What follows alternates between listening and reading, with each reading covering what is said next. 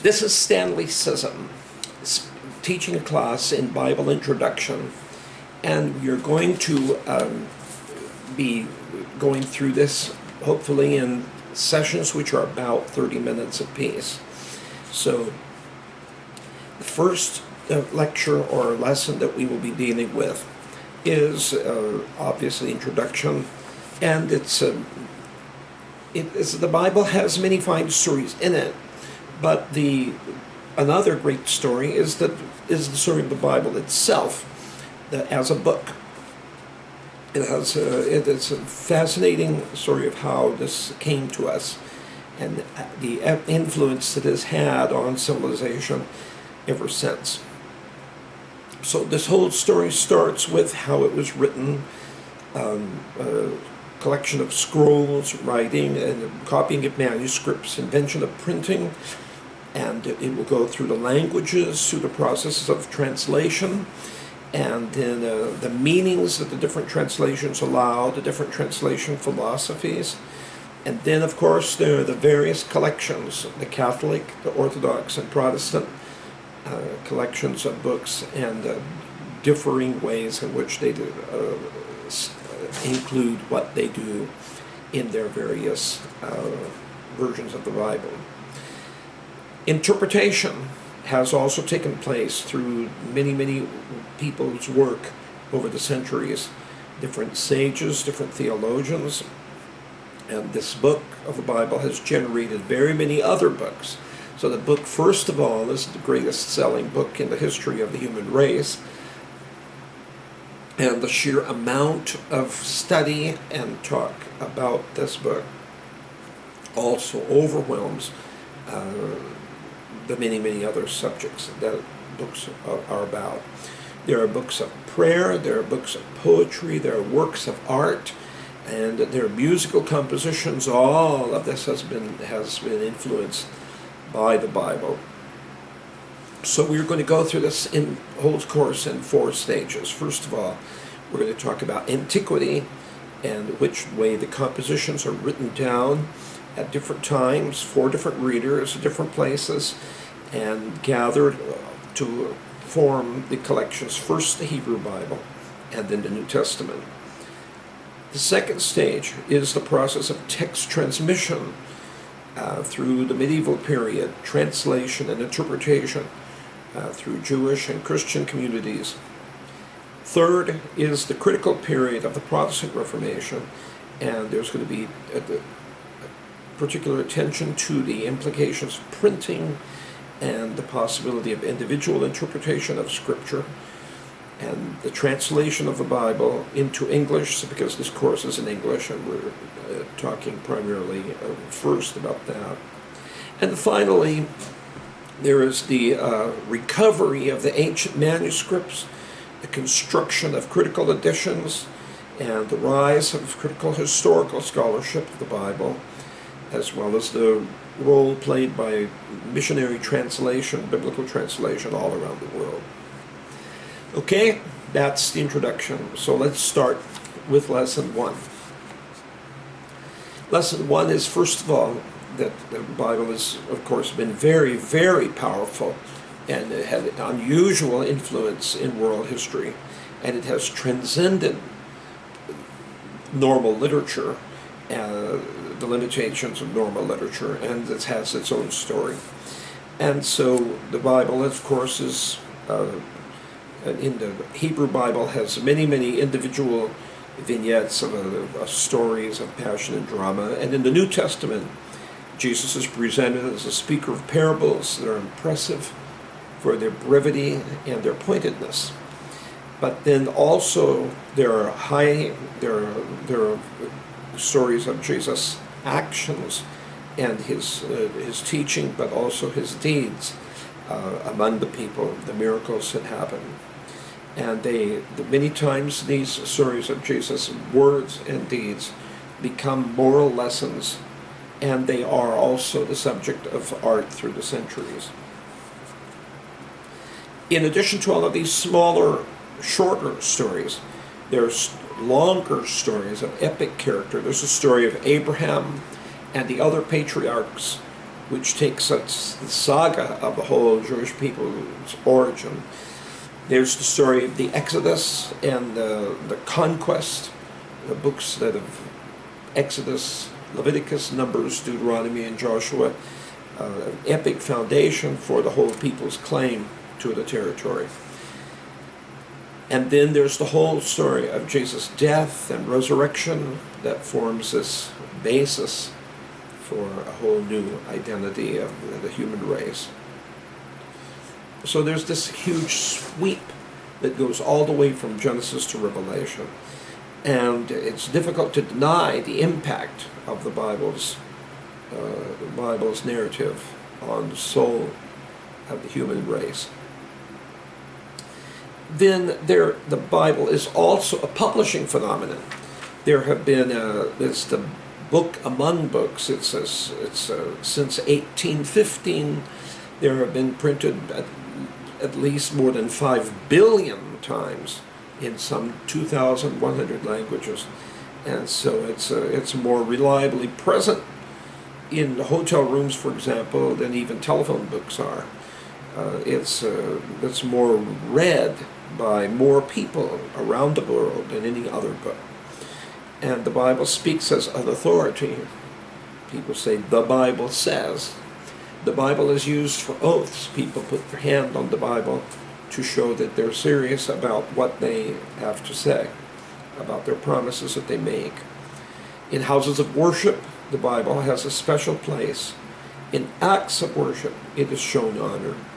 And it can even be a biblical mindset. We can speak of biblical religion, and that we even talk about an area, a place, a locality, a region called the Bible Belt. And we people even sometimes think about Bible thumping as a particular culture within the Western culture. So, where is all of this beginning? How does it start? It starts, we also going to have to pay attention to the technology of bookmaking, ancient and modern. And there's going to be decisive differences. What is meant by a book or composition. We think of the Bible as a book, and yet as a collection of books. First they were copied on scrolls, then they were copied in codices, and then they were printed.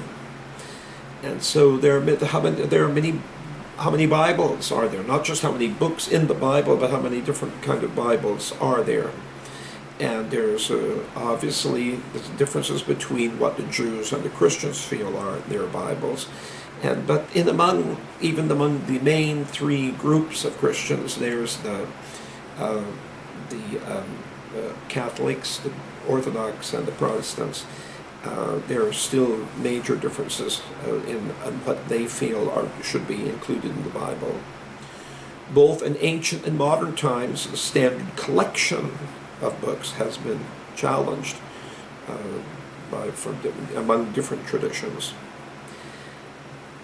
Then, so first of all, starting the story, we begin with the Hebrew Bible, both the Hebrew and the early translations of it. Most significant of these are the Greek and the Aramaic. And then for the Christian Bible, the New Testament, there is the Greek version of the Old, called the Septuagint. In many books, you will see the Septuagint referred to by abbreviation as LXX, which is 70 in Roman numerals. And the reason 70 is used is it's the Septuagint, which had an approximate 70 scholars translating it. And the story goes there's actually 72, 6 from each tribe. And so, but rounded off as 70. And in the Christian Bible, there has been very much translation into the vernacular of different people around the world. And this translation has been a major focus of missionary activity in many cultures of the world. Indeed, this missionary activity of translation of the Bible has led to many languages that were not literate before being given alphabets and being given literacy. So the interpretation of the Bible becomes part of the story because the Bible is interpreted from different religious perspectives, Jewish and Christian.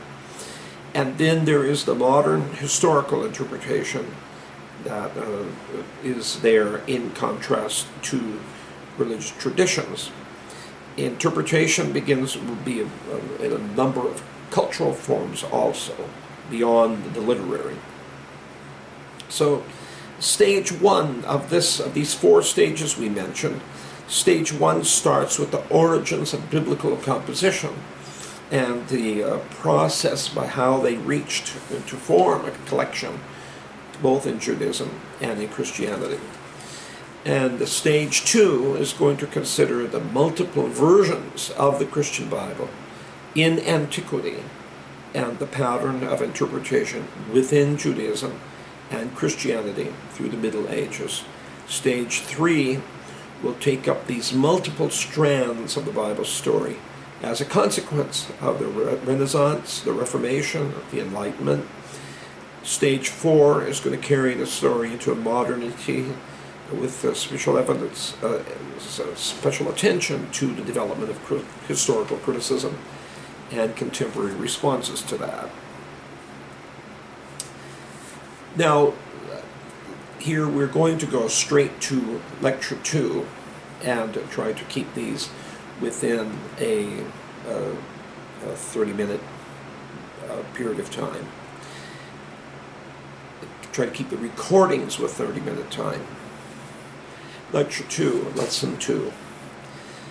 First we start with the slow, centuries-long gathering of Hebrew writings in ancient Israel.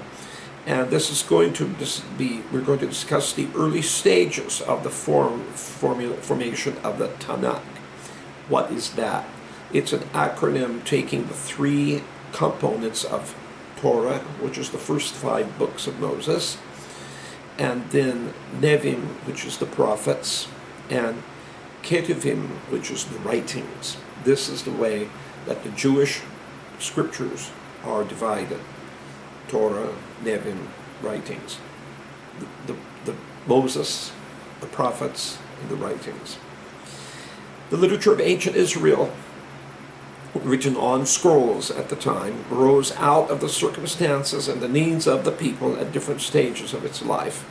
And so each of the compositions, single and together, also weave an impressive, coherent sense of the Jewish people's story and how God creates the world and then reveals through the prophets how human beings are to honor God by the way they live in the world that God has made.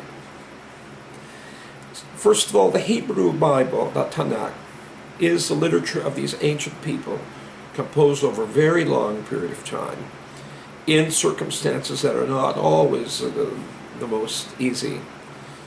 First of all, there's the convictions about the divine origin of the Bible, and both Jewish and Christian. And this is entirely consistent with the human and historical origin of the actual composition.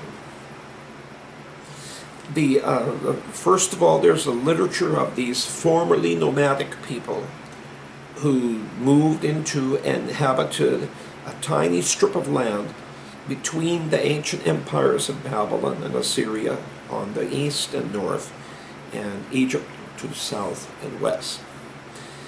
These people who lived here, these scriptures were their holy book. The compositions were written over an extended period of time and reflect interaction with several stages of the ancient Near Eastern culture.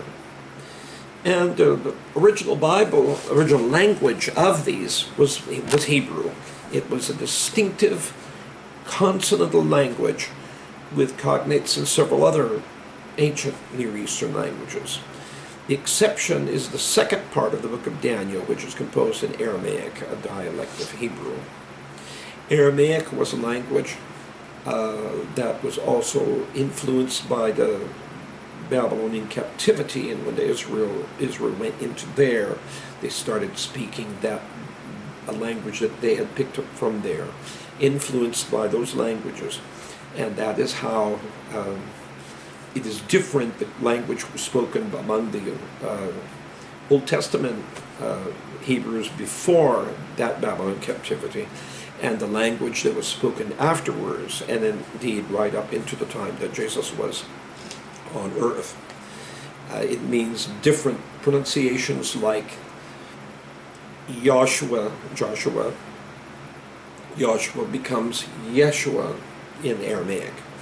And there are certain changes in pronunciation like that. The process was all oral, but it was also written practices. Oral performance was very obvious in the prophetic literature and in the Psalms. Oral, you must remember that people did not have the printed word. Printing didn't exist. The only way for a copy to exist was for somebody to write it out. Ancient kings of Israel were told that they had to write out their own copy of the law. If you ever try to write out something long like that, you will discover that the act of writing it out does help you remember very, very much more than you would know if you just were trying to glance through it, read it, and without that act of writing. But most people did not have literacy, and they did not have the expensive materials. So most people received the word by hearing it, not by reading it, the vast majority of the population. And so an oral performance of the word was the only way people received it.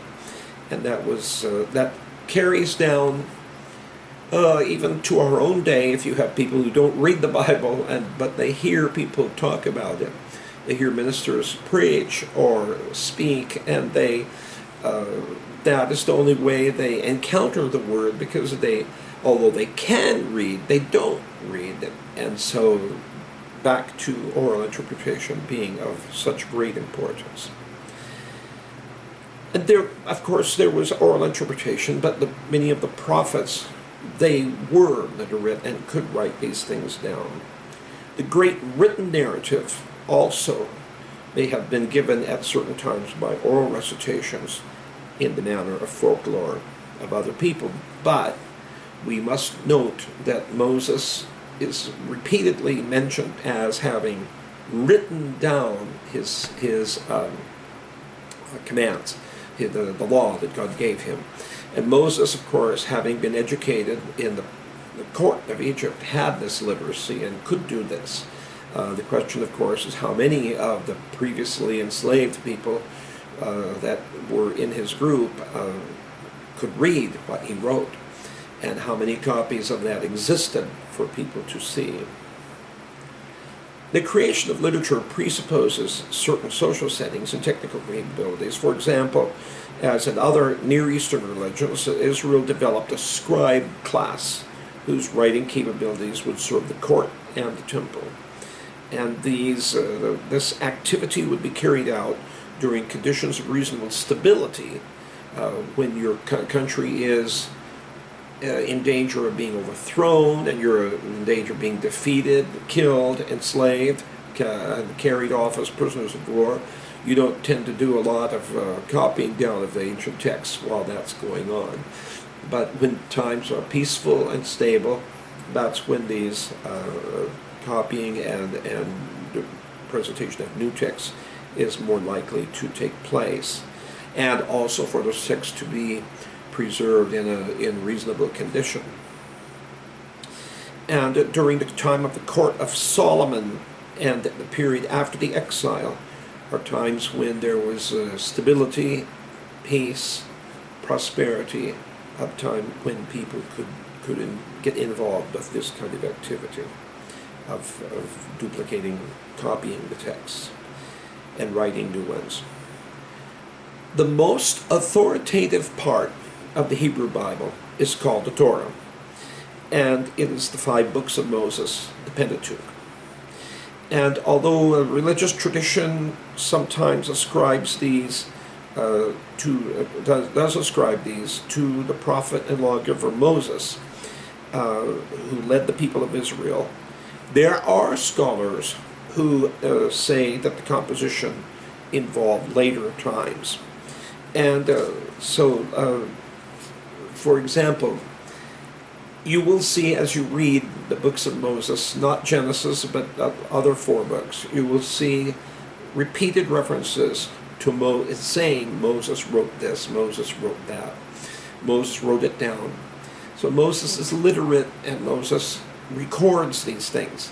But then, and in the New Testament you will also see references where Jesus refers to the writings of Moses. So then the question becomes, does this mean that Moses wrote everything, every word which is in the Torah? Or do these statements, Moses wrote this, Moses wrote that, and Jesus' statement that it's the books of Moses, does this refer to only the things which he wrote and not to additional commentary that was made?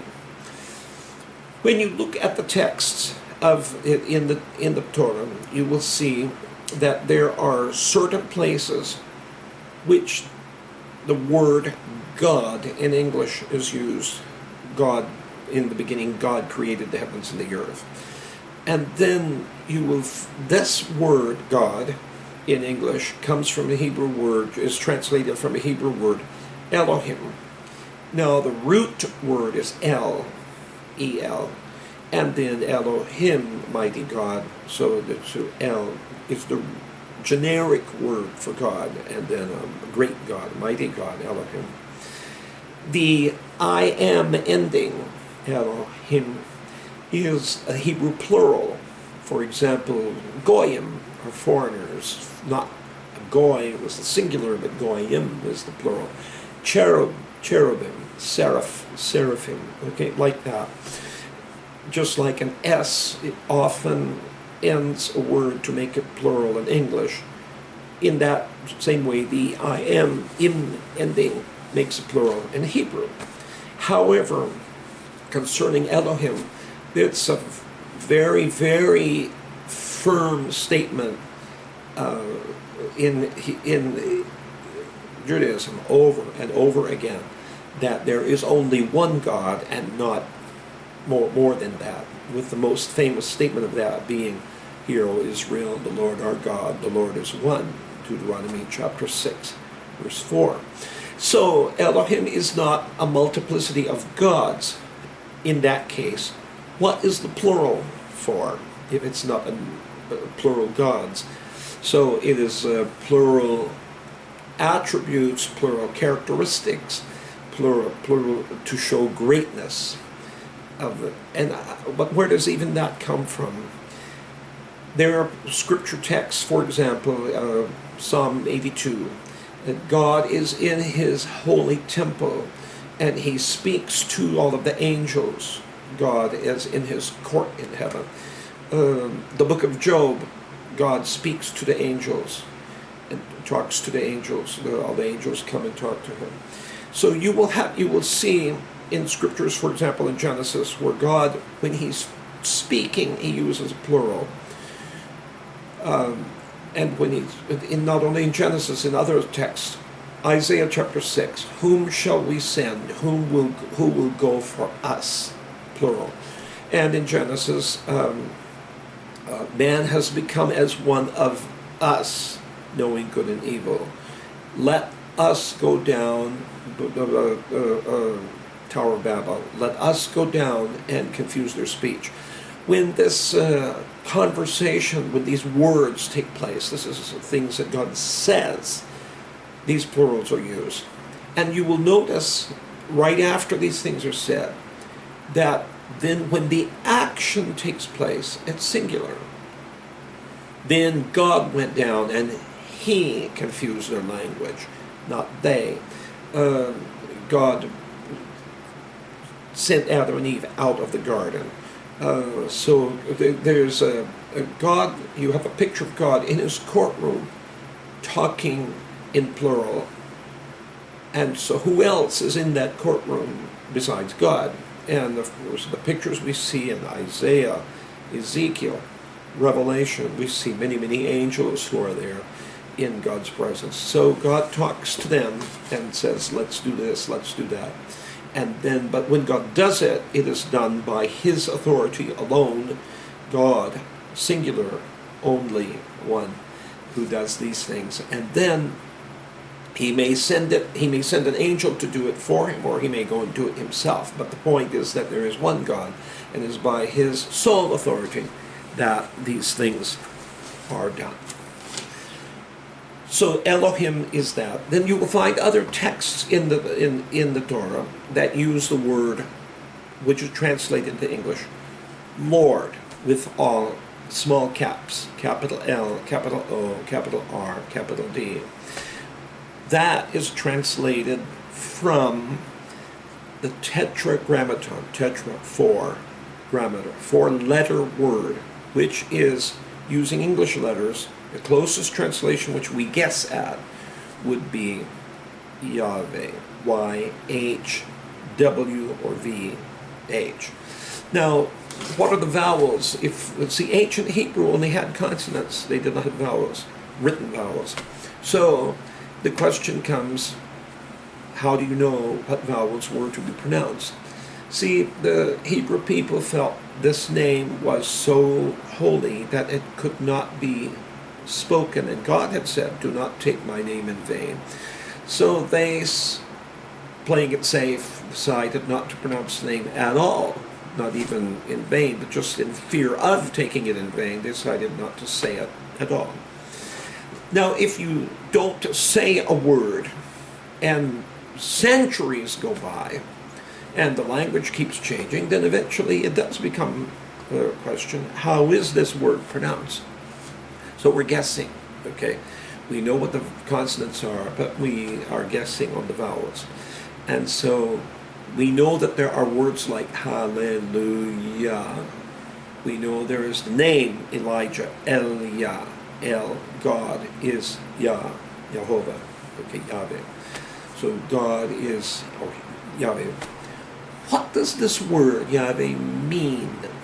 It turns out that Yahweh is grammatically the third person for I am. So I am is first person, you know from your grammar classes. First person, you speak of that person. Second, you speak to the one, you refer to the one you're talking to. Third, you talk about another, but a third party, somebody else. So God says at the burning bush to Moses, I am. Moses has this great revelation of who God is, and so he says concerning God, very logically, he is. So God says, I am, and Moses says about God, he is. And he is the meaning of Yahweh. So, hallelujah, hallel, praise to Yahweh. El-Yah, God is Yahweh, or he is God. So these are absolute monotheism is an absolute characteristic. Now, if Moses writes it, but there are certain pieces, certain things in the Torah which do not sound like they're coming from him. They sound, for example, Numbers chapter 11, there's a rebellion against Moses, and there's a parenthetical statement in there that says, now Moses was the humblest man on the face of the earth. This is not likely to be a statement that the humblest man on the face of the earth would write. It seems to be a statement made, written in there later by somebody else as an explanation to say that Moses is not deserving of the rebellion that's being done against him. And in the early chapters of Deuteronomy, there are repeated parenthetical statements. Moses is making a speech to Israel, and he's talking about the different peoples that are inhabiting the land that they're going to be moving into, and some of which they have already moved into. So Moses refers to these people in his speech, but over and over again there are these parenthetical statements explaining the names of these different persons, and those appearance of those parenthetical descriptions are like what we now have as footnotes to explain who these people are. And then Moses' obituary is at the end of Deuteronomy. And it's, of course, God can inspire somebody to write even an obituary. God has the ability to inspire that. But notice that the perspective of the obituary, the obituary, Moses had said, God will send you a prophet after me.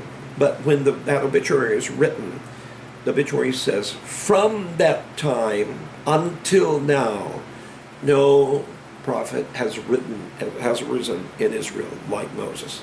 So that means, yes, that promise is made that a prophet is coming, but it hasn't happened yet. So that indicates that time has gone by since Moses said that, and they're looking back at what he said. And then you will notice there are repeated references over and over again in the Torah when a certain event is described, and then it will be described twice. And one of these times the word God will be used, and the other time the word Lord will be used. Some people thought from this that means there are two sources, and that a later redactor or editor has compiled them together. Of course, the question rises, if it's just Moses writing, why would he say these things twice? But the same question can be stated later. Why would a later editor include, without editing, why would he include both accounts in there instead of condensing them into one account?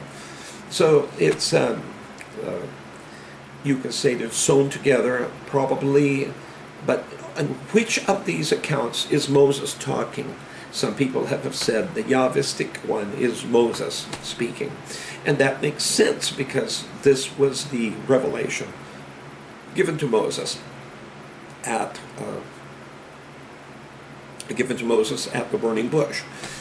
However, what is where the other text, the one that says God, Elohim, is that an account that exists before Moses, and Moses is reading that and then incorporating his own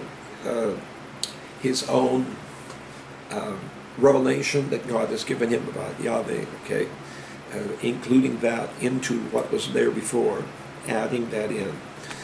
That personally is what I think happened. I think Moses, as an educated man, is taking previous texts and then is adding what God has shown him directly to the texts that he already has.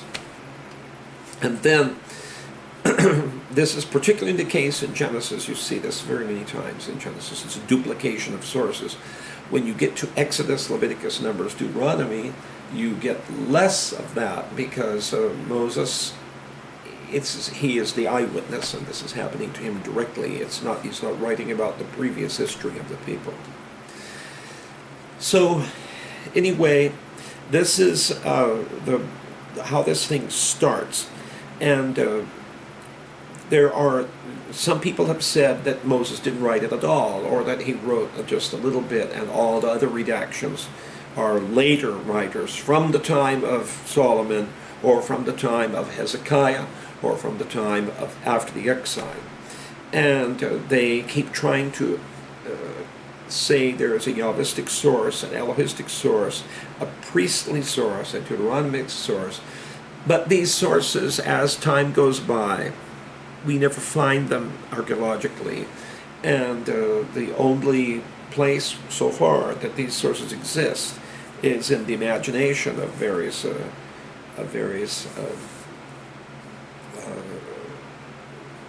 critics. So let's maybe try to look for solutions to this that can be explained through the materials that we actually do have, and that are a little bit more perhaps realistic to show with the materials we have what happened in the course of writing.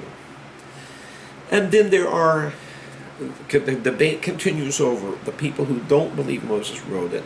They debate endlessly as to who wrote it and when. And so the 5 books of Moses, that is going to provide the grand narrative for the formation of the people of Israel as a people and the terms of their covenant with God. And after the account of creation and the legends of the fall, the stories of the patriarchs of Abraham through Joseph, that's going to dominate the book of Genesis, which is Bereshit.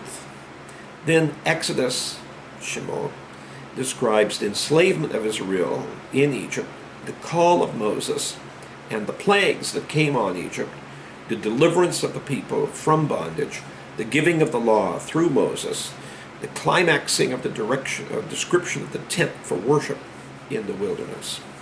And then comes Leviticus, Wayikra, which is the legislation given to the people through Moses. But particular attention is all the practices of worship, especially sacrifice. And so it's kind of like a priest's manual. You'll see things that when a person has a bodily discharge, or when a person has a contagious skin disease, what are they supposed to do? And they're supposed to take it to the priest, and the priests are supposed to do this and that. So you have these instructions for what the priests are supposed to do. Yet, these instructions have also been given to the people as a whole, and that's very good, because it means that the people know that the priests, when they do these things, are not just making up stuff to oppress them, but they're following instructions that God told them to do. Then there's the book of Numbers, Bamidbar, which counts the events of 40 years. So after they leave Mount Sinai, and then they wander, so that's almost 40 years, about 38 years of wandering in the wilderness. And there was a rebellion by the people, and who said to God they didn't want to go to conquer the land. They were afraid and of the strength of the cities there, and so they would rather stay out in the desert.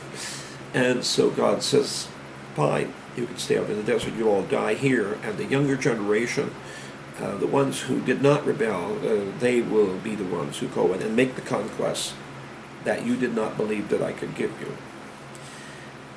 So then comes the book of Deuteronomy, Devarim, which is long speeches by Moses to the people.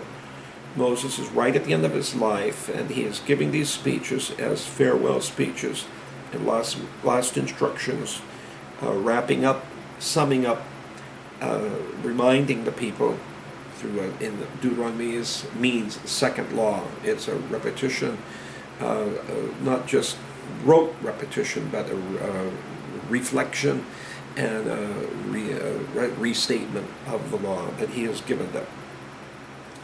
And it tells them that they need to obey the law, and describes to them the blessings that will come if they do obey the law, and the curses that will come if they don't.